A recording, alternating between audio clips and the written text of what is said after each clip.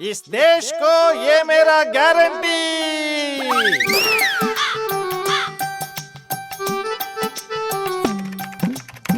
इस देश को ये मेरा गारंटी। इस देश को ये मेरा போதுமே உங்க கேரண்டி. கேரண்டி வாரண்டிகளை இனியே நம்ப போறீங்களா? சிந்தித்து வாக்களியுங்க. இந்தியாவை காக்க ஸ்டாலின் அழைக்கிறேன்.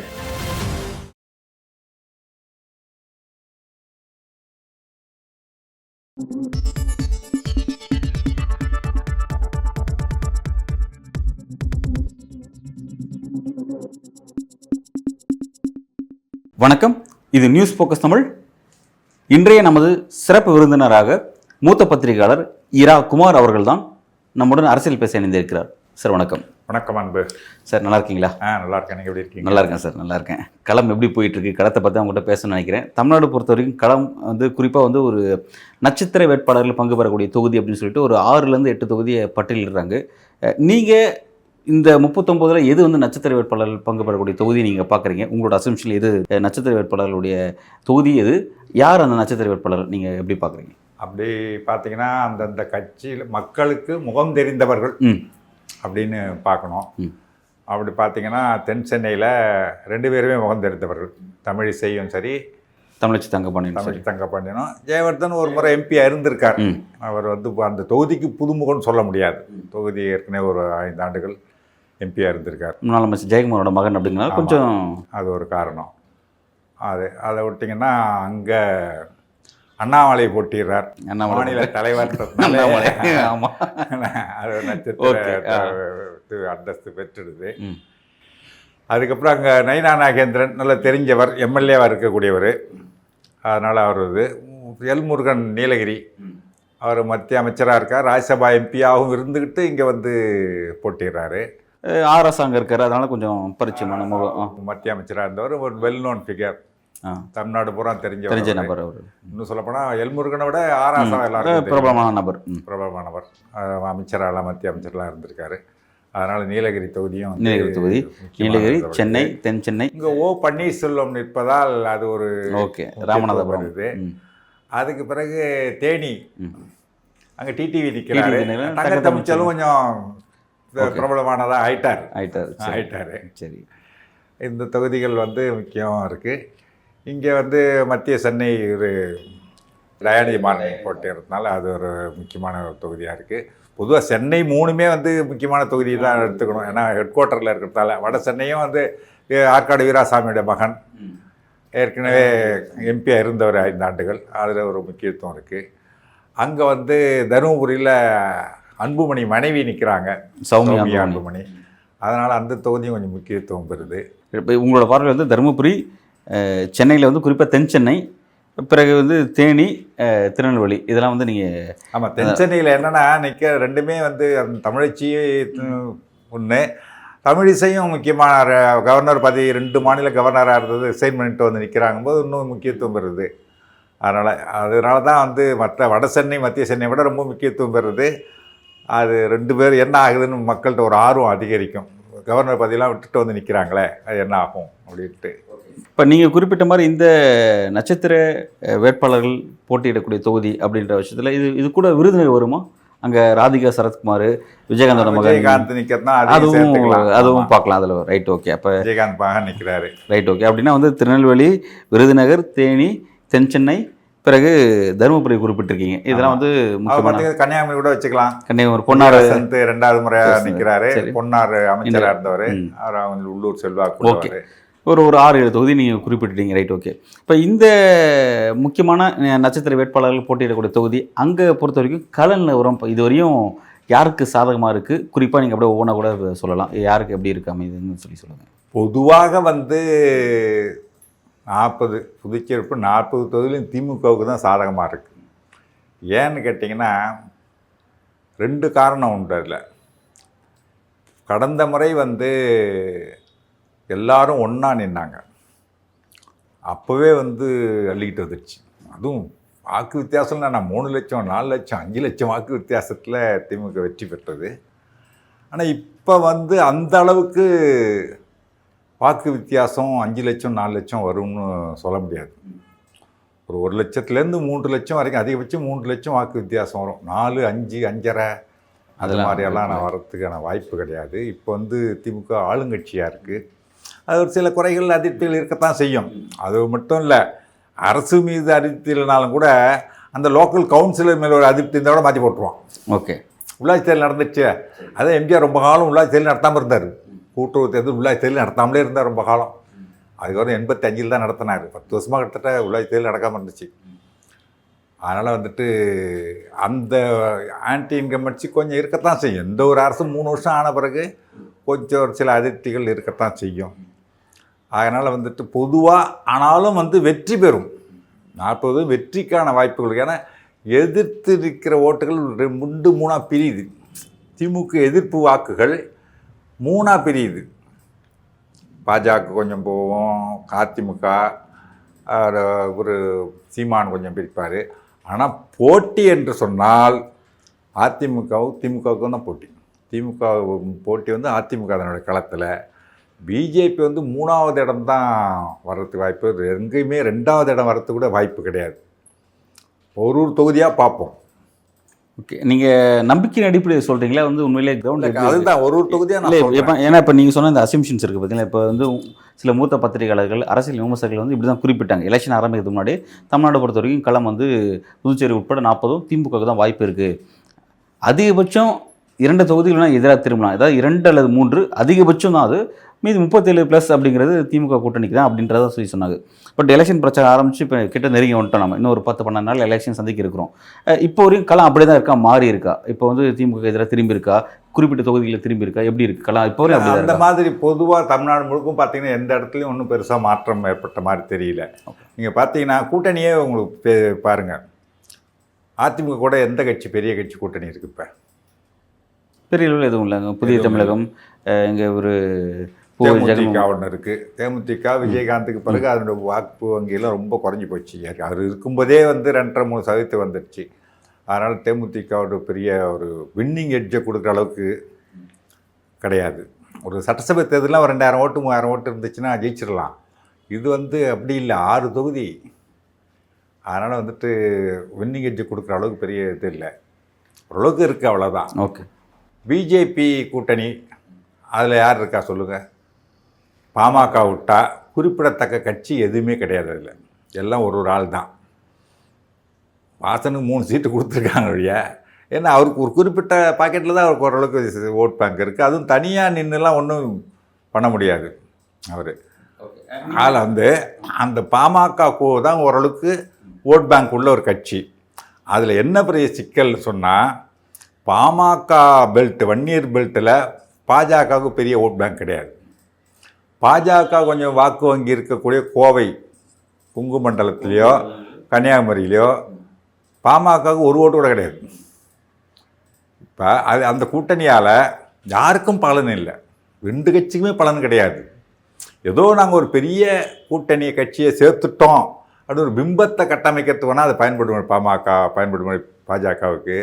மற்றபடி ஒரு தேர்தல் நிற்கிறோன்னா 10 தொகுதியில் உங்கள் ஓட்டு எனக்கு கிடைக்கணும், இன்னொரு 10 தொகுதியில் 2 ஓட்டு உங்களுக்கு கிடைக்கணும். அதுக்கான வாய்ப்பே இல்லை பாமக பாஜக கூட்டணியில். அதனால் அதை என்ன ஒரு சப்போர்ட் பண்ணுவாங்க? கூட்டணி வீக்கு. இது இன்னும் சரியாக சொல்ல போனோம்னா ஒவ்வொரு ஜாதி கட்சியாக சேர்த்துக்கிட்டு இருக்காரு. ஜான் பாண்டியன், ஏசி சண்முகம், இப்போ உடையார், யார் பாரிவேந்தர், அப்புறம் வந்து ஒரு வாசன் வந்து ஜாதியில் சேர்க்க முடியாது. வாசன் இந்த மாதிரி ஆட்கள்லாம் 2001 இந்த ஜாதி தலைவர்கள் கட்சி எல்லாத்தையும் ஒன்று சேர்த்துட்டு நின்னார் கலைஞர். ஞாபகம் இருக்கா அவங்களுக்கு? தோற்று போனார். ஜாதி அடிப்படையில் மக்கள் வாக்களிப்பது இல்லை, அதில் வந்து சந்தேகமே கிடையாது. அப்படி பார்த்தீங்கன்னு சொன்னால் சவுத்தார்காட் டிஸ்ட்ரிக்டில் ஒரு கட்டத்தில் வந்து பாமக விடுதலை சிறுத்தைகள்லாம் ஒன்றா இருந்தாங்க தெரியுங்களா. அந்த தேர்தலில் வெற்றி பெற முடியலையே. 2 மேஜர் கம்யூனிட்டி அது. தென்னார்காடு மாவட்டம் ஒருங்கிணைந்த தென்னார்காடு, விழுப்புரம் பேரில் 3 நாளாக பிரிச்சாச்சு. அந்த இதில் அவங்க ரொம்ப ஸ்ட்ராங் ஹோல்டு. 2 மேஜர் கம்யூனிட்டி அவங்க சேர்ந்துட்டாங்கனாலே வேறு யாரும் வெற்றி பெற முடியாது. ஜாதி அடிப்பில் ஓட்டு போட்டிருந்தா. ஆனால் வெற்றி பெற முடியல. ஏன்னா ஜாதியை வச்சு மக்கள் ஓட்டு போகிறது கிடையாது. அது வெறும் ஃபியூ % தான். நெக்லிஜிபிள். அது வெற்றி பெற அளவுக்கு ஆனால் எல்லா கிடையாது. கட்சிகளையும் பார்த்தீங்கன்னா ஒரு தொகுதியில் யார் வேட்பாளராக போகிறாங்கன்னா அந்த தொகுதியில் எந்த சாதி மக்கள் அதிகமாக இருக்கணும் அந்த சாதி சமூகத்துலேருந்து தான் ஒருத்தர் வேட்பாளராக போகிறாங்க. இது எல்லா கட்சியும் பின்பற்றாங்க. எல்லா கட்சியும் அது பின்பற்றாங்க. ஆனால் அந்த ஜாதி மட்டுமே வச்சு இப்போ வன்னியர்கள் எல்லாருமே வந்து பாமக ஓட்டு போடுறாங்களா? இல்லையே. அதிமுகவுக்கு போடுறாங்க, திமுகவுக்கு போடுறாங்க, கம்யூனிஸ்ட்டுக்கு போடுறாங்க, எல்லாத்துலேயும் இருக்காங்க. பாமக பெருமளவு வன்னியர்கள் வேணால் வந்து ஒரு 60% வேணால் இல்லை 50% 60% வேணால் பாமகவுக்கு ஓட்டு போடல முடிய, மீதி வந்து ஒரு 40% இல்லை 50% மற்ற கட்சிகளுக்கு தான் போடுறாங்க. அதில் வந்து ஜாதியை வச்சு மட்டுமே ஓட்டு போடுறது கிடையாது. அப்படின்னா ஜாதி தலைவர்களும் சேர்த்துக்கிட்டு 2001 கலைஞர் ஜெயிச்சிருக்கணும். அந்த அவங்கவுங்களுக்கு இருக்கிற பர்சன்டேஜ்லாம் பார்த்தீங்கன்னா ஜெயிச்சிருக்கணும்.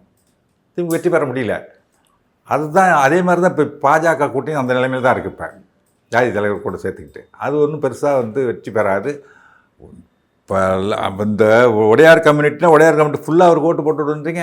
மொத்தம் உடையார்கள் அவங்க சொன்னது மொத்தமே உடையார் கம்யூனிட்டியில் ஒரு 20 லட்சம் பேர் தான் இருக்காங்களாம்.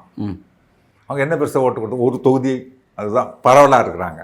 இப்போ என்ன பெருசாக அவங்களுக்கு வின்னிங் எட்ஜை கொடுக்க முடியும்? அவங்களால முடியாது. தென் சென்னை எடுத்துங்க. தென் சென்னையில் வந்து சென்னை எப்போவுமே திமுகவோட கோட்டை. எம்ஜிஆர் காலத்திலே வந்து 14க்கு 14 தொகுதி வெற்றி பெற்று, அப்போ நடுவில் கொஞ்சம் மாறிச்சுன்னு வச்சுங்க. ஆனாலும் வந்து தென் சென்னை வந்து எப்பவுமே வெற்றி பெறும். இரா செடியனை வந்து இந்த வைஜெயந்தி மாலா தோக்கடித்த தொகுதி அது. புரியுதுங்களா? அந்த அளவு இரா செடியன் மிகப்பெரிய பார்லிமெண்டேரியன். அந்த மாதிரி நடிகை திமுக அலையன்ஸில் இருந்தாங்க, ஜெயிச்சிட்டாங்க. காங்கிரஸ்ல வந்து ஜெயிச்சாங்க. காங்கிரஸ் திமுக அலையன்ஸ் அப்போ ஓகே ஐடியில் இரா செடியன் வந்து ஜனதா கட்சி தோக்கடிச்சு. அது மாதிரி தென் சென்னை வந்து முக்கியமான தொகுதி. அது அண்ணா போட்டியிட்ட தொகுதி. அதுக்குன்னு ஒரு இது இருக்குது. எப்போவுமே அதுக்கு வந்து திமுக ஸ்ட்ராங் ஹோல்டு. அதில் வந்து தமிழச்சி தங்கபாண்டியன் நிற்கிறாங்க. இந்தம்மா வந்து தமிழிசை நிற்கிறாங்களே, தமிழிசை வந்து நோன் ஃபிகர், செல்வாக்கு உள்ளவங்க கிடையாது. சரிங்களா? நோன் ஃபிகர் வேற, இன்ஃப்ளூயன்ஸ் பர்சன் வேற. செல்வாக்குன்னா எந்த செல்வாக்கு குறிப்பிடுறீங்க? மக்கள் செல்வாக்கு இருக்கணும். ஓகே, மக்கள்கிட்ட செல்வாக்கு இருக்கணும். அது இல்லை. ஜெயவர்தனுக்கு இருக்கிற செல்வாக்கு கூட தமிழிசைக்கு கிடையாது. அப்படி பார்த்தா வந்து கேண்டிடேட்ஸ் பெருசாக செல்வாக்கு இருக்கிறதுல எப்பயும் வந்து கட்சியோட தலைமைக்கு தான் வந்து தலைவருக்கு தான் செல்வாக்கு இருக்கும். பொதுவாக கேண்டிடேட்ஸுக்கு பெரிய இருக்காது. இப்போ பார்த்தீங்கன்னா ஆராசா எடுத்துக்கிடுங்க, அவருக்கும் ஒரு செல்வாக்கு இருக்கும். கட்சியில் குறைந்தபட்சம் இந்த கட்சிக்காரங்களாவது அவங்களுக்கு ஒரு ஸ்ட்ராங்காக இருப்பாங்க. மக்கள்கிட்ட கொஞ்சம் போனால் நின்று பேசுறது போகிற அந்த மாதிரி இருக்கும். ஒரு சட்டசபை தேர்தலில் தான் சொந்த செல்வாக்கு கை கொடுக்கும். பொதுவாக பார்லிமெண்ட் எலெக்ஷனில் சொந்த செல்வாக்கு கை கொடுக்காது. கட்சி சின்னம் அதுதான் கை கொடுக்கும் அதிகமாக. ஏன்னா 6 தொகுதி பெரிய இதில் இருக்கும்போது எல்லா 6 தொகுதியிலையும் செல்வாக்குள்ள ஆட்கள் கிடையாது, ரொம்ப குறைவு. எத்தனை தடவை எம்பியாக இருந்தாலுமே கூட. இவன் டிஆர் பாலு ரொம்ப நாளாக ரெண்டு தொகுதி 3 தடவை இப்போ இதில் நிற்கிறாரு ஸ்ரீபெரும்புதூரில். அப்படி இருந்தாலும் கூட ரொம்ப எல்லா தொகுதியிலும் அவர் செல்வாக்குன்னு சொல்ல முடியாது. ஓரளவுக்கு தெரியும், கொஞ்சம் செல்வாக்கு இருக்கும். ஆனால் தமிழிசைக்கு அந்த மாதிரியான செல்வாக்கு கூட நம்ம தென் சென்னையில் இருக்குதுன்னு சொல்ல முடியாது. பாஜகவில் தலைவராக இருந்தாங்க, போயிட்டு 2-4 வருஷம் ஆயிடுச்சு. மக்கள் தொடர்பே போயிடுச்சு இல்லையா? மக்கள் தொடர்பே போயிடுச்சு. அதனால் வந்து அவங்க இங்கே அடுத்தது இங்கே போட்டிட்டதும் இல்லை. தென் சென்னையில் அவங்க தூத்துக்குடியில் முறை போட்டிட்டாங்க, போட்டிட்டு தோற்று போனாங்க 2019. ஆமாம். அதனால் வந்துட்டு அந்த தொகுதிக்கும் அவங்களுக்கும் ஒரு பெரிய கனெக்டிவிட்டி கிடையாது. அதனால் வந்து இவங்களுக்கு ஆல்ரெடி இருக்குது. தமிழச்சி தங்கபாண்டியனுக்கு ஆல்ரெடி வந்து அவங்க ஒரு 5 வருஷம் இருந்திருக்காங்க. ஜெயவர்தன் 5 வருஷம் இருந்திருக்கார். அதனால் 2 பேருக்குமே ஈக்குவலாக நம்ம சொல்ல முடியும் ஓரளவுக்கு மக்கள் செல்வாக்கு என்ன இருக்குன்றது. அதில் முக்கியமாக என்னென்னா திமுக கூட்டணி வந்து ஸ்ட்ராங், வலிமையான ஒரு கூட்டணி. அப்படி இருக்கும்போது அங்கே தமிழ் எதிர்ப்பு ஓட்டு என்ன ஆகுது, 2-3 பிரியுது. அப்போ வந்து ஆட்டோமேட்டிக்காக அவங்க வந்துடுறதுக்கான வாய்ப்பு அதிகம் தென் சென்னையில். அதனால தான் சொல்ல வந்து கள நிலவரத்தை வச்சு தான் சொல்ல முடியும், ஏதோ ஒரு நம்பிக்கையில் எல்லாம் சொல்லலை. அதே மாதிரி கோயம்புத்தூர் எடுத்துங்க. கோயம்புத்தூரில் அண்ணாமலை ஏன் நிற்க மாட்டேன்னு சொன்னார்? முதல்ல கட்சி தலைவருங்க, நான் நிற்கிறதுக்கு ஒரு உண்மையிலே ஒரு அரசியல் தெரிஞ்ச ஒருத்தராக இருந்தால் தான் விருப்பம் இல்லைன்னா கூட கட்சி தலைமை நில்லுன்னு சொல்லிட்ட பிறகு நின்று வெற்றி பெறுவேன்னு கொண்டு வரணும் மொழிய, நான் வந்து நிற்கிறதுக்கு எனக்கு விருப்பமே இல்லை, விருப்பம் இல்லாத ஓட்டு போடுவாங்களா மக்கள்? சொல்லுங்கள். அரசியல் தெரிஞ்சவராக இருந்தால் அந்த மாதிரிலாம் பேச மாட்டார். அவருக்கு அரசியலே தெரியல. ஏன்னா அவங்களுக்கு கோவையில் ஓரளவுக்கு ஓட் பேங்க் இருக்க அவர் வந்து இப்படி கூட நினச்சிருக்கலாம் இல்லையா, நான் ஒரு தொகுதியில் வந்து சுருங்க விரும்பலை, 40 தொகுதியிலையும் பிரச்சாரம் பண்ண விரும்புகிறேன், அதுக்காக வந்து என்ன ஒரு தொகுதியில் கேண்டிடேட் அப்படி கூட சொல்லலாம். நான் வந்து 40 தொகுதிக்கு பிரச்சாரம் பண்ணலாம், ஒரு தொகுதிக்குள்ளே கவனம் செலுத்த அதிகமாக இருக்கும், நிற்க வேண்டான்னு நினச்சேன். ஆனால் கட்சி தலைமை சொல்லும்போது சரிட்டு நின்றுட்டேன் அப்படி சொல்லலாம். நிற்க விரும்பலைங்கிறது வேற, நிற்க வேண்டான்னு நினச்சேங்கிறது வேற இல்லையா. நிற்க விரும்பலை அப்படின்னு சொல்லி சொல்கிறது, தோல்வி பயத்தில் நிற்க விரும்பலைன்னு சொல்லி எதிரி சில பிரச்சாரம் பண்ணுவாங்கள்ல. நான் அடுத்து பிஜேபி அதுக்கு என்ன ஓட் பேங்க் இருக்குது சொல்லுங்கள். தமிழ்நாட்டில் பிஜேபிக்கு இது வரைக்கும் அவங்க ப்ரூவ் பண்ண ஓட் பேங்க் 2%, 2.5% தான் ப்ரூவ் பண்ணியிருக்காங்க. அதுக்கு மேலே ஒன்றும் ப்ரூவ் பண்ணலை. ஒரு 43% தான் அவங்க உள்ளாட்சி தேர்தலில் வேட்பாளரே போட முடிஞ்சுது. மீதி 57% இடங்களில் வேட்பாளரே போட முடியல அவங்களால. வேட்பாளரே கிடையாது, போடுற அளவுக்கு இல்லை உள்ளாட்சி தேர்தலில். அதுதான் அங்கே அந்த கட்சியின் வளர்ச்சி. அதுதான் கிராஸ் ரூட் லெவலில் இன்னும் போகலை. இதோ ஊருக்கு 5 பேரை பிடிச்சி கொடி கட்ட வச்சுட்டா மட்டும் கட்சி வளர்ந்துச்சுன்னு அர்த்தம் கிடையாது. ஒரு பூத் ஏஜென்ட் போடணும், 10-20 பேர் இருக்கணும் ஒரு பூத்துக்கு வேலை செய்கிறதுக்கு. மொத்தம் எத்தனாதா? கிட்டத்தட்ட 70,000 பூத் இருக்குது. இப்போ 1.5 லட்சம் பேர், 15 லட்சம் பேர் வரணும் இருந்தால் தான் பூத் ஏஜென்ட்டே. அவ்வளோக்குலாம் உங்களுக்கு பூத் ஏஜென்ட் ஆள் இருக்கா? எல்லா இடத்துலையும் பூத் ஏஜென்ட் போட்டாங்களா? அவங்க பூத் கமிட்டி போட்டாங்களா? ஒன்றும் போடலை. கிராஸ் ரூட் லெவலில் இருந்தால் மட்டும்தான் ஒரு கட்சி. இன்றைக்கி அளவில் தமிழ்நாட்டில் கிராஸ் ரூட் லெவலில் எல்லா இடத்துலையும் எல்லா பூத் கமிட்டியும் போடுற அளவுக்கு ஆள் இருக்குன்னா 2 கட்சி தான். ஒன்று திமுக, ஒன்று அதிமுக. அதிமுக என்ன தான் பிரிஞ்சு போனாலும் அது இருக்குது. அந்த இது இல்லாமல் வெற்றி பெறதெல்லாம் ரொம்ப கஷ்டம். பிஜேபிக்கு எவ்வளோ % ஓட்டு வரும் இப்போ? அங்கே வேறு வந்து பிஜேபி கூட இருக்கிற கூட்டணி கட்சியில் ஒரு வயசில் ஒரு ஓட்டு கூட கிடைக்காது. கோவையில் ஏதாவது வாய்ப்பு இருக்கா? உங்கள் கூட்டணி கட்சிகளால் ஒரு 10 ஓட்டு கிடைக்கிறதுக்கு வாய்ப்பு இருக்கா? ஒன்றும் கிடையாது. பிஜேபி ஓட்டை மட்டும்தான் நம்பி நிற்கணும். பிஜேபிக்கு என்ன இன்றைக்கி வெற்றி பெறத்துக்கு எத்தனை சதவீதம்? குறைஞ்ச 35% ஓட்டு வாங்கணுமா வேண்டாமா? வாங்கணும். டிஎம்கே அலையன்ஸ் 54% சொல்லி கருத்து கணிப்பெல்லாம் சொல்லுது. 2-3 கருத்துக்கள் வரிசையாக வருது, இல்லை 50க்கு மேலே தான் சொல்கிறாங்க. போலிங் ஆகிறதுல அட்லீஸ்ட் 1/3 வாங்கணும். ஆமாம், 1/3 வாங்கினா தான் வெற்றி பெற முடியும். மற்றவங்களாம் பிரிச்சுட்டா கூட இவங்களை எவ்வளோ வாங்க முடியும்? அங்கே கடுமையாக போயிட்டு அதிமுகவும் தனியாக நிற்குது, திமுகவும் தனியாக நிற்குது. அப்படின்னும் போது நிச்சயமாக இவங்களுக்கான இன்னொன்று இன்றைக்கி பாருங்க, அதிமுக 1000 குறைச்சலாக இது பண்ணலாம், அவங்கள்ட்ட இருக்கலாம். ஆனாலும் அவங்களுக்கு ஒரு ஓட் பேங்க் இருக்குது. என்னதான் பிரிஞ்சு போனாலும் அதிமுக ஓட் பேங்க் இருக்கு. எனக்கு தெரிஞ்சு இது வரைக்கும் ஒரு 20% வாக்கு வங்கி சிபிஎஸ் எடப்பாடி பழனிசாமி தலைமையிலான அதுதான் அதிமுக. இப்போ வேற அதிமுகலாம் கிடையாது. அதிமுகவுக்கு 20-25% ஓட் பேங்க் இருக்குது. அதை நம்ம இல்லைன்னே மறுக்க முடியாது. சமீபத்தில் ஏன் தொடர் தோல்விகளை சந்திச்சாங்க? உள்ளாட்சி எலெக்ஷன்ல இருந்து சட்டமன்ற தேர்தல், நாடாளுமன்ற தேர்தல் சொல்லி தொடர் பொதுவாகவே நீங்கள் வந்து பார்த்தீங்கன்னா சட்டசபை தேர்தலில் 68 வாக்குங்கிற 66 கூட்டணி 67 அது வெற்றி பெற்றது பெரிய விஷயங்க. அதில் ஒன்றும் சந்தேகமே கிடையாது. திமுக ஒன்றும் வலுவான ஒரு கூட்டணி. அவங்களும் எல்லாவும் பிஜேபி எல்லாம் வச்சுருந்தாங்க.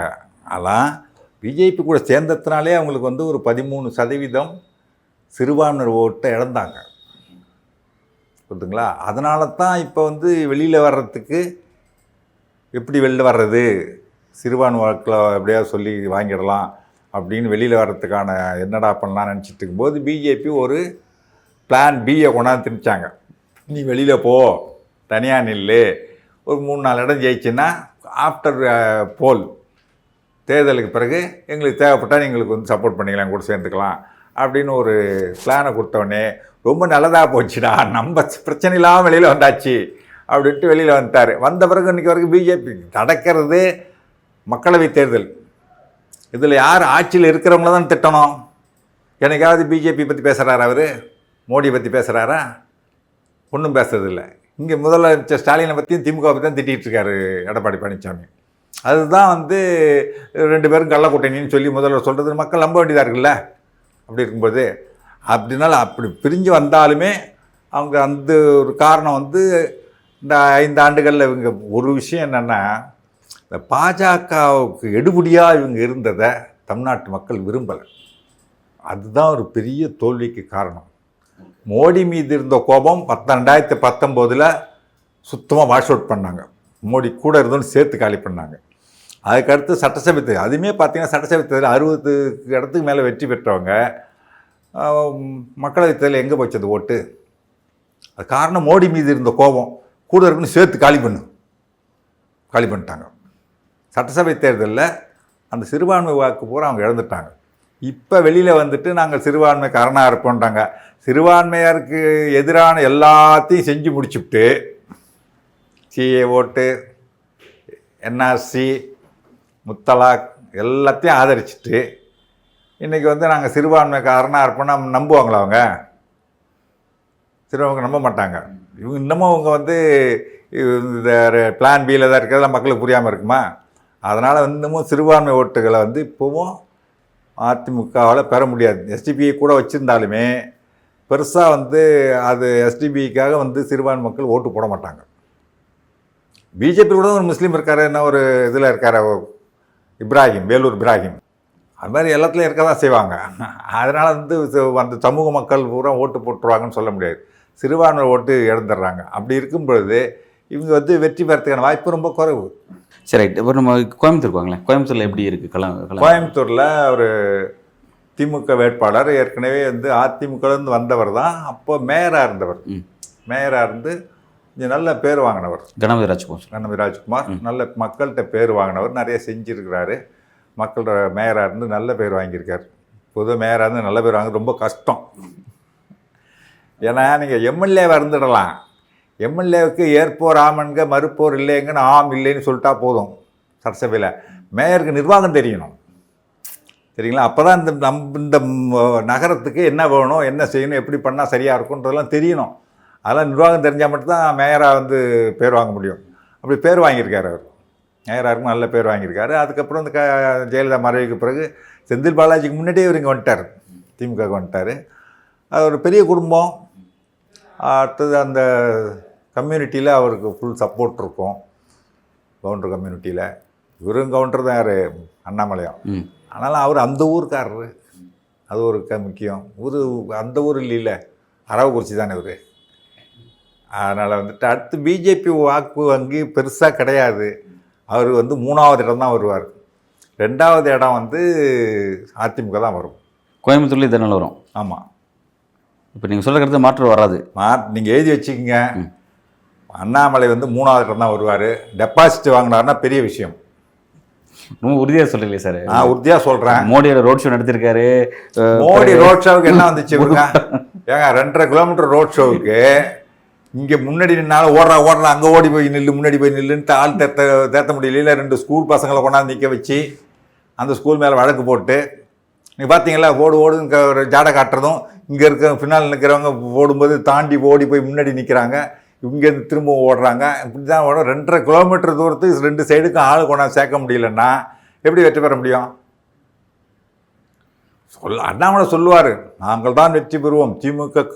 அதான் மோடி சொல்கிறார்ல, தேர்தலுக்கு பிறகு திமுக காணாமல் போயிடும், தேடினாலும் கிடைக்காது அப்படின்னு சொல்லி இந்த மாதிரி திமுகவை சொல்லி அந்த மாதிரி சொன்னவங்களுக்கெல்லாம் மலர்லையும் வச்சு மணிமண்டபம் கட்டு திமுக அரசு தான், சரிங்களா? அதனால் அந்த மோடிக்கு மணிமண்டபம் கட்ட வேண்டிய அவசியம் இருக்காது. அவர் இந்த நம்ம ஊர் கிடையாது அவர். அதனால் வந்து சொல்கிறது என்னன்னா வாய்க்கு சொல்லிட்டு போயிட்டே இருக்கலாம். ரோட் ஷோ நடத்த என்ன 27 கிலோமீட்டர் ரோட் ஷோ நடத்தின பெங்களூர்லேயே வெற்றி பெற முடியல. இங்கே 2.5 கிலோமீட்டர் ரோட் ஷோ நடத்தின கோயம்புத்தூரில் வெற்றி பெற முடியுமா? நான் இன்னொன்று சொல்கிறேன், மோடி முகத்தை காட்டினாலே மக்களுக்கு கடுப்பாய் ஓட்டு போட மாட்டாங்க. இப்போ வந்தாரா இல்லை, இப்படி நீங்கள் குறிப்பிடுறீங்க, மோடி முகத்தை காமிச்சா மக்கள் ஓட்டு போட மாட்டாங்க குறிப்பிடுறீங்க. இது தெரியாமல் தான் திரும்ப அவர் வந்துட்டே இருக்காரு. அவர் தன்னை பற்றி ஒரு நம்பிக்கையில் இருக்கார். அவர் ஒரு தனக்கு ஒரு பிம்பம். அங்கே வட இந்தியா மாதிரி தமிழ்நாட்டு மக்களை இன்னும் புரிஞ்சிக்கலிங்க அவர். தமிழ்நாட்டு மக்கள் என்ன, ரொம்ப அரசியல் தெளிவுள்ள மக்கள். இங்கே வந்து திருக்குறளை தப்பாக சொல்லிட்டதுனால ஓட்டு போட்டுற மாட்டாங்க. தமிழ் பெரிய மொழி, நான் தமிழ் கற்றுக்கலேன்னு வருத்தமாக இருக்குன்னு கண்ணீர்லாம் விட்டால் போதாது. எல்லாம் ரைட்டு, என்ன செஞ்சுருக்க? தமிழ் ஆராய்ச்சிக்கு தமிழ் ஆட்சிக்கு என்ன நிதி ஒதுக்கியிருக்க? சான்ஸ்கிரிட் 1500 கோடி ஒதுக்கியிருக்க. தமிழுக்கு ஒன்றுமே ஒதுக்கலையான்னு கேட்குறாங்கல்ல. சென்ட்ரலில் எந்த கவர்மெண்ட் வந்தாலும் திரும்ப அதான் சார் பண்ணிடுறோம். மாநிலங்களில் வஞ்சிக்கக்கூடிய மாநிலத்தினுடைய தனிப்பட்ட அடையாளங்கள், மொழியை காங்கிரஸ் தப்பு பண்ணுங்க, நான் இல்லைன்னே சொல்ல. காங்கிரஸ் ஒன்றும் உத்தமமான கட்சி இல்லை. தமிழ்நாட்டுக்கு வஞ்சகம் பண்ணியிருக்கு, எல்லாம் பண்ணியிருக்காங்க. காங்கிரஸை பொறுத்த வரைக்கும் கொஞ்சம் பயந்து ஜனநாயகத்தை உட்பட்டு தப்பு பண்ணுவான். சரிங்களா? அவங்க வந்து கோர்ட் என்ன சொல்லும், மக்கள் என்ன நினைப்பாங்க, எதிர்கட்சி என்ன விமர்சனம், பத்திரிகைகள் என்ன எழுதும் அப்படின்னு கொஞ்சம் பயந்து தப்பு பண்ணுவாங்க. இவங்க எதை பற்றியுமே கவலைப்படாமல், கோர்ட்டை பற்றி கவலைப்படுறது கிடையாது, நீதிமன்றத்தை பற்றி கவலைப்படுறது கிடையாது, பத்திரிகைகளை பற்றி ஊடகங்களெல்லாம் விலைக்கு வாங்கி அடிமையாக்கி வச்சாச்சு. மக்கள் என்ன பண்ணுவாங்க, அதை பற்றியும் கவலைப்படாமல் பஞ்சமா பாதகத்தை செய்ய துணிந்த ஒரு கட்சி பிஜேபி. இல்லைன்னா தேர்தல் அறிவித்த பிறகு ஒரு மாநில முதல்வர்த்துக்கு உள்ளே வைப்பாங்களா? நீங்கள் பேசுகிறதுக்கு நேரத்தை புரிஞ்சிக்க முடியுது.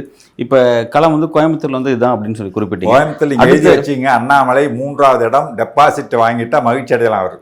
ஓகே, அடுத்ததாக வந்து நீங்கள் குறிப்பிடுற நட்சத்திர வேட்பாளர் போட்டியிடக்கூடிய தொகுதி தேனி, அங்கே எப்படி களம் அமையும்? தேனி வந்து டிடிவி தினகரன் அங்கே அந்த தொகுதியோட செல்லப்பிள்ளையாக இருந்தார் ஒரு காலத்தில்.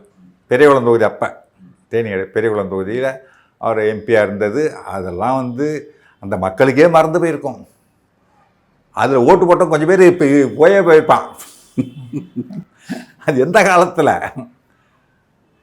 ரொம்ப காலத்துக்கு முன்னாடி.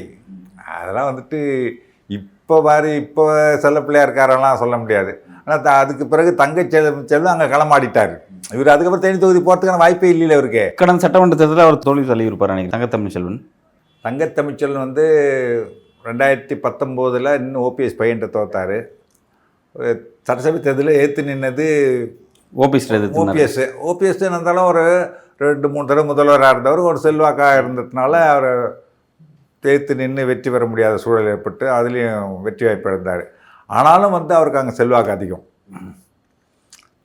இவரை விட பார்க்கும்போது பார்த்தீங்கன்னா லைம்லைட்டில் கரண்ட்டில் டச்சில் இருந்துகிட்ருக்கிறாள் தங்கத்தமிழ்ச்செல்வன். அவர் கொஞ்சம் நல்ல ஹார்ட் ஒர்க்கரு. டிடிவியும் ஒன்றும் வேலை செய்வார். நிறைய தேர்தல் எப்படி ஜெயிக்கணுன்ற நுட்பமெல்லாம் அவருக்கு தெரியும்.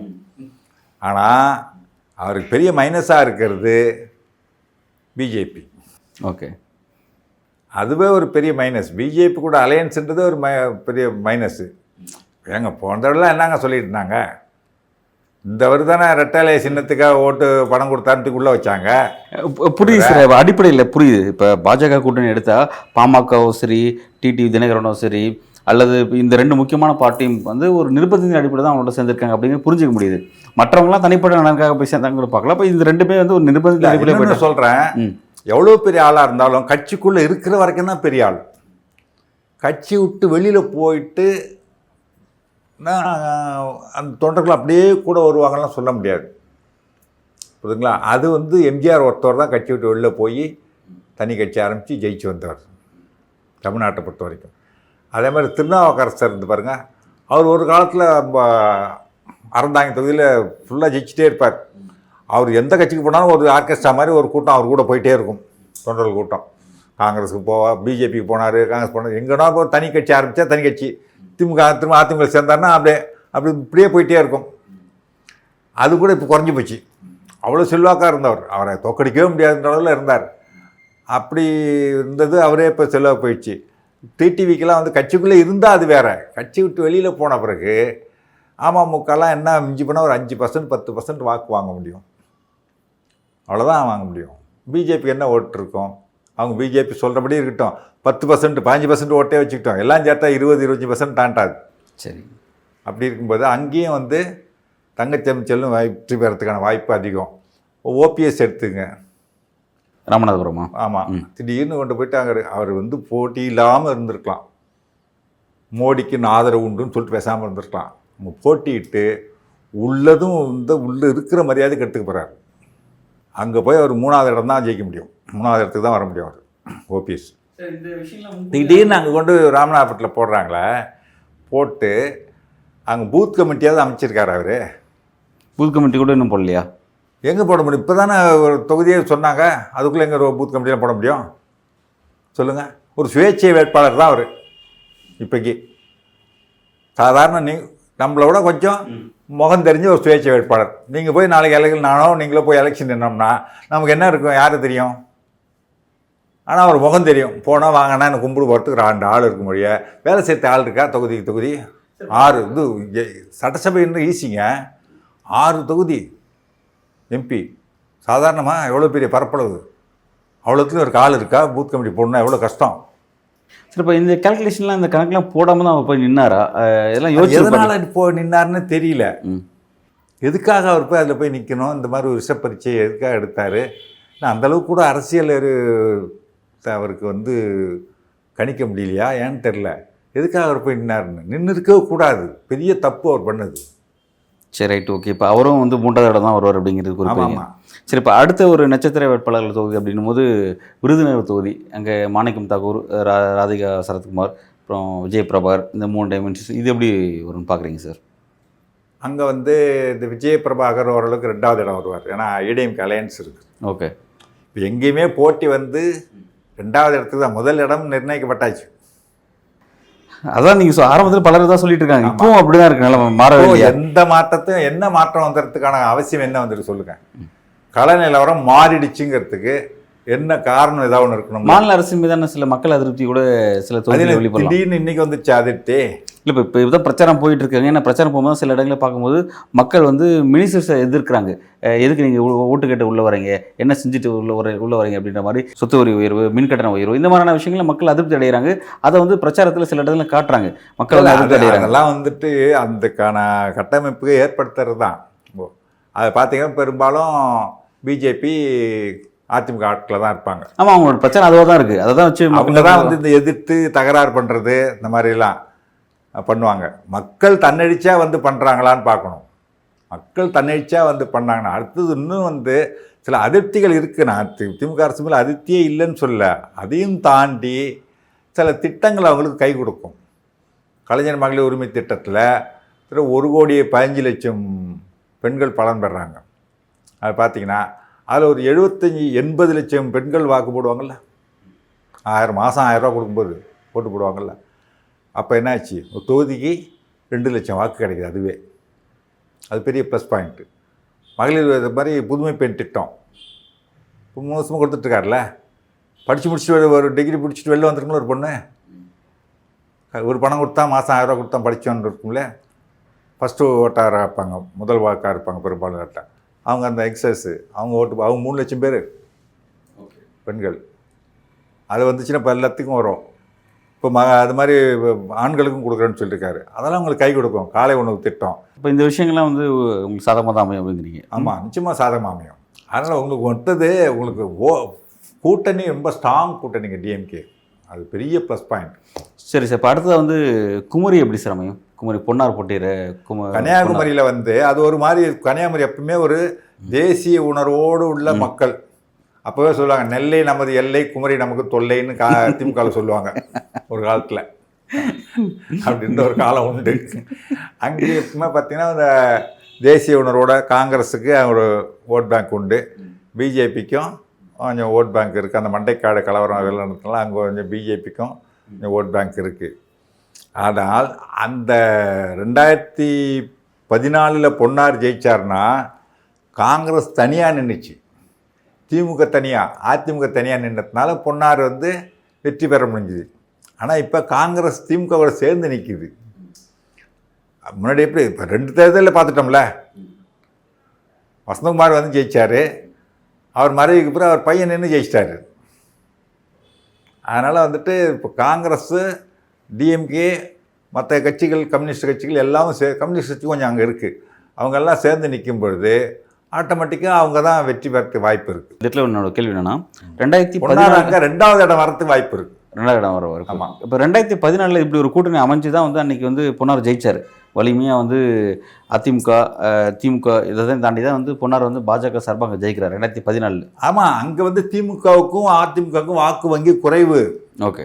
காங்கிரஸ் பிஜேபிக்கு தான் போட்டி. அப்போ காங்கிரஸ் தனியாக நின்றதுனால பொன்னார் ஜெயிச்சிட்டாரு. இப்போ காங்கிரஸ் கூட இது இருக்குது, மற்ற கட்சிகள்லாம் இருக்குது. அதனால் பொன்னாருக்கான 2வது இடம் வர தான் வாய்ப்பு இருக்குது. ஓகே. இப்போ அடுத்து வந்து இப்போ கூட வந்து தருமபுரி பார்க்கும்போது 2014 தருமபுரி பாமகவுடைய ஸ்ட்ராங் ஹோல்டு, அதில் ஒன்றும் சந்தேகமே கிடையாது. ஆனால் மனைவி இறக்கியிருக்காங்க. ஆமாம், ஒரு தொகுதி வெற்றி பெறலாம், ஒரு சட்டசபை தொகுதினா வெற்றி பெறலாம், 1-2. ஒரு மக்களவை தொகுதிங்கும் போது பெரிய நல்ல 6 தொகுதியும் வாக்கும் கிடைச்சாதான் வெற்றி பெற முடியும். 2014 வந்து எப்படி சார் வெற்றி பெற்றாங்க? 2014 அப்போ அந்த ஒரு சாதி கலவரத்தை தூண்டி விட்டாங்க. குடிசைகளாம் எரிச்சு வன்னியர்களுக்கும் தாழ்த்தப்பட்ட மக்களுக்கான பெரிய கலவரத்தை தூண்டி விட்டாங்க. இளவரசன் கொலை வழக்கு ஒட்டி பெரிய கலவரத்தை உண்டு பண்ணி குடிசைகளாம் எரிச்சு பெரிய இதாகிடுச்சு. நாயக்கன் கோட்டை கலவரம். ஆமாம் ஆமாம். அந்த ஜாதி கலவரத்தை தூண்டுட்டு தான் அந்த வெறியில் வந்து ஓட்டு போட்டாங்க. அதுதாங்க வெற்றி பெறத்துக்கு காரணமாக இருந்துச்சு. அதே பிஜேபி பாணி, பிஜேபி மத கலவரத்தை தூண்டி ஓட்டு வாங்கும், இவங்க வந்து ஜாதி கலவரத்தை தூண்டி விட்டு வாக்கு வாங்கினாங்க. ஆக்சுவலாக பாமக வந்து ஒரு ஜாதிக்காக வன்னியர் சங்கம் தான் பாமகவை மாறினது.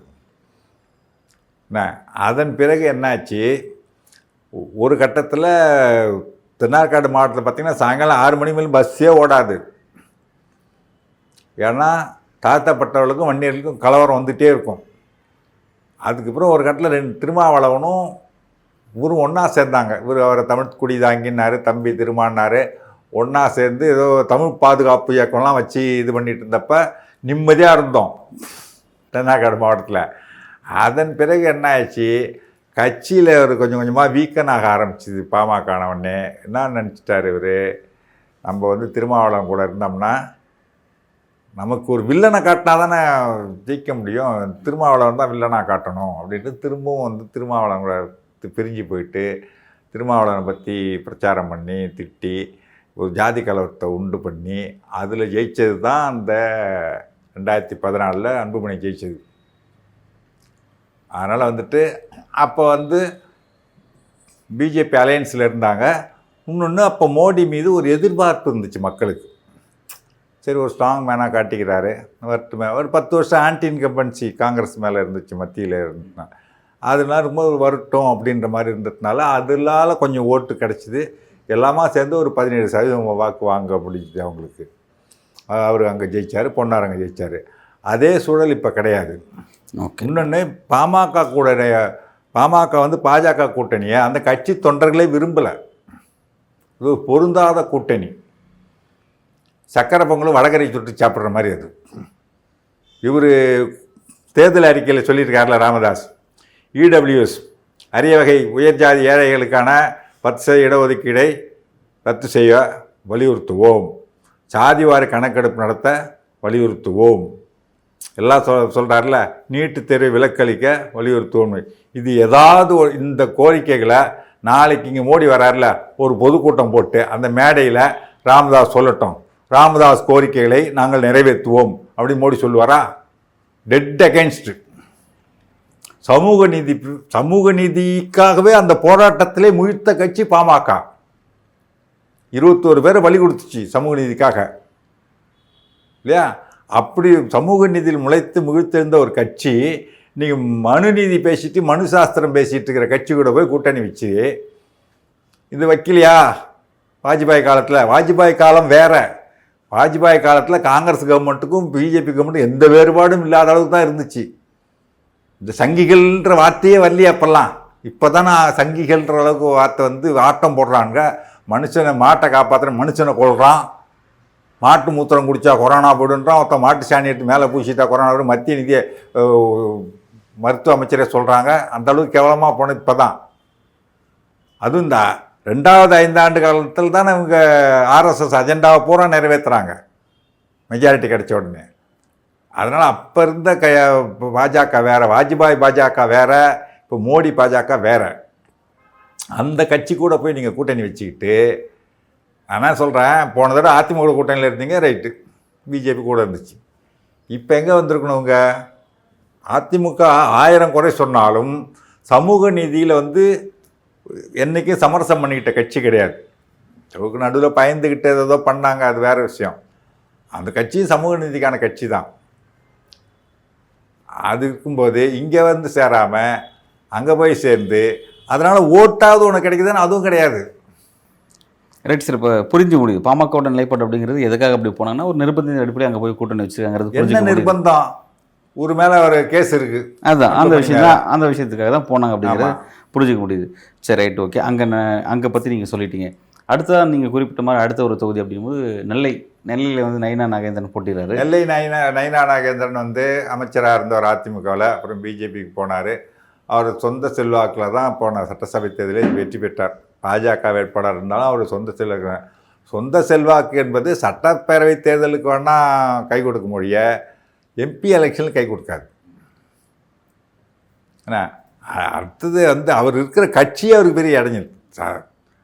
நயனா நாகேந்திரன் வேறு ஏதாவது கட்சியில் போய் நின்று தனி கட்சி ஆரம்பித்தா கூட ஓரளவுக்கு ஓட்டு கிடைக்க முடியும். பிஜேபி கூட போய் கை கோத்து நின்று தாமரத்தில் சொந்தமாக ஜெயிச்சு சட்டமன்ற உறுப்பினராக இருக்காரு. அதுதான் சொந்த செல்வாக்கில் ஜெயிச்சார். அது இன்னும் 5 தொகுதியிலேயே அந்த மாதிரி ஓட்டு போடுவாங்களா? இன்னொன்று கேட்பாங்களா? நீ தான் எம்எல்ஏ இருக்க, இன்னும் 2 வருஷம் இருக்குல்ல, அதுக்குள்ளே எதுக்கு எம்பி பதவி நிற்கிற தேவையில்லாமல்? அந்த கேள்வி வரும்ல. அடுத்து பிஜேபி ஓட் பேங்க் எவ்வளோ இருக்குது? ஒரு தொகுதியில் ஜெயிச்சிட்டாரு, மற்ற 5 தொகுதியிலும் வரணும்ல. அடுத்து போனது அதிமுக கூட்டணி இருந்துச்சு. அதிமுக ஏற்கனவே இவர் கூட இருந்த நண்பர்களாக இருந்தாங்க. இவர் அதிமுக அமைச்சராக இருக்கும்போது தொகுதியில் நண்பர்கள் தானே, எல்லாம் ஒர்க் பண்ணாங்க, ஜெயிச்சிட்டாரு. அதிமுக கூட்டணி இல்லாமல் தனிச்சு நின்று ஒரு பிஜேபி மட்டும் நின்று ஜெயிச்சிருக்க முடியுமா? என்னதான் சொந்த செல்வாக்கு இருந்தாலும் கிடையாது. அதிமுக ஓட் பேங்க் இருந்ததுனால தான் ஜெயிக்க முடிஞ்சுது. இப்போ அதிமுக ஓட் பேங்க்கும் கிடையாது. என்ன பண்ண முடியும்? ஒரு விஷயங்க, இன்னைக்கு ஆளுங்கட்சி திமுக, அதுக்கு அடுத்த நிலையில் இருக்குது. எங்கே போனீங்கனாலும் அதிமுக தான், குமரியை தவிர மற்ற எந்த மாவட்டத்துலேயும் அதிமுக தான் பெரிய அடுத்த 2வது பெரிய கட்சி. அதில் எந்த சந்தேகமும் கிடையாது. சும்மா அவங்க சொல்லிக்கலாம், நாங்கள் தான் களத்தில் திமுகவுக்கு எதிரி, நாங்கள் தான் எதிர்கட்சி, நாங்கள் தான் போட்டி அப்படி சொல்லிக்கலாம். மக்கள் ஏற்றுக்கிட்டு ஓட்டு போடணும்ல. ஒன்று மக்கள் ஓட்டு போட்டது பாருங்க. கன்னியாகுமரியில் வேணால் பொண்ணாக 2வது இடம் வரத்துக்கு வாய்ப்பு இருக்க வழிய. ஏன்னா அங்கே எல்லாம் தேசிய உணர்வுகள் தான் அதிகம் அங்கே கன்னியாகுமரியில் இப்போ வரைக்கும். அதனால் வந்துட்டு காங்கிரஸுக்கு வந்து திமுக அலையன்ஸ் இருக்கிறதுனால வெற்றி பெற்று வரத்துக்கு வாய்ப்பு இருக்குது. பிஜேபி அந்த ஓட்டை மட்டும் வச்சுக்கிட்டு கஷ்டம். அதே பிஜேபி அலையன்ஸ் டிஎம்கே அலையன்ஸ் இருந்து போன தடவை வர முடியலையா? ஏடிஎம்கே அலையன்ஸ் இருந்து போன தடவை வர முடியலையே. அங்கே பிஜேபி டிஎம்கே ரெண்டுமே கம்மி தான் கன்னியாகுமரி டிஸ்ட்ரிக்ட் பொறுத்த வரைக்கும். அங்கே வந்து தேசிய உணர்வோடு இருக்கிற மக்கள் அவங்க. அதுவே வந்து கேரளாவிலேருந்து 1956 தாங்க நம்மள்கிட்ட வந்து சேர்ந்துச்சு. முடிவாரி மாநிலம் பிரிக்கும்போது நம்மள்கிட்ட வரல. அது திருவாங்கூர் தேவஸ்தானம் தனியாக இருந்துச்சு, திருவாங்கூர் சமஸ்தானம். நேசவண்ணி தலைவரோட போராட்டம். ஆமாம், பெரிய போராட்டம் நடத்தி தான் அப்புறம் இங்கே வந்து சேர்த்தாங்க. ஆனால் அது ஒரு தனியாக தான் இருக்கும். அது இப்படி பாண்டிச்சேரி எப்படி அதுக்கு ஒரு தனி கல்ச்சரோடு இருக்குதோ, அது மாதிரி கன்னியாகுமரி ஒரு தனி கல்ச்சரோடு தான் இருக்கும். அது நல்லது சார். இப்போ தமிழ்நாடு பொறுத்தவரைக்கும் இந்த நட்சத்திர வேட்பாளர்கள் போட்டியிடக்கூடிய அந்த தொகுதிகளில் எப்படி அமையும் அப்படிங்கிறது குறிப்பிட்டீங்க. நீங்கள் சொல்கிறதுங்கிறது பார்த்தா ஓவராலாகவே வந்து 40 திமுக கூட்டணி தான், அதில் மாற்றம் இல்லை. அதே போல் 2வது இடம் அப்படிங்கிறது அதிமுக அப்படிங்கிறீங்க, 3வது இடம் பாஜகங்கிறீங்க, எக்ஸப்ட் கன்னியாகுமரி அப்படின்னு. சில இடங்களில் வேணால் நாம் தமிழருக்கும் பாஜகவும் போட்டி இருக்கலாம், 3வது இடத்துக்கே கூட. யார் கண்டா சார்? நீங்கள் நகைச்சுவை சொல்ல, ஏன்னா கிரவுண்ட் ரியாலிட்டி அதுவான்றது தெரியல, இருக்கலாம்ன்றேன், ஒன்றும் சொல்ல முடியாது. ஓகே சரி, ஓகே. களம் எப்படி அமையுது அப்படிங்கிறது, யாருக்கு 2வது இடம், யாருக்கு 3வது இடம் அப்படிங்கிறது ஜூன் 4 தெரிய தான் போகுது. பார்ப்போம் யார் வந்து பலமாக இருக்காங்க, பலவீனமாக இருக்காங்க அப்படிங்கிறத தெரிஞ்சுக்கலாம். ரொம்ப பல்வேறு கேள்விக்கு ரொம்ப ஆழமாக உங்களோட கருத்தில் வழங்கியிருக்கீங்க. மிக்க நன்றி. நன்றி, வணக்கம்.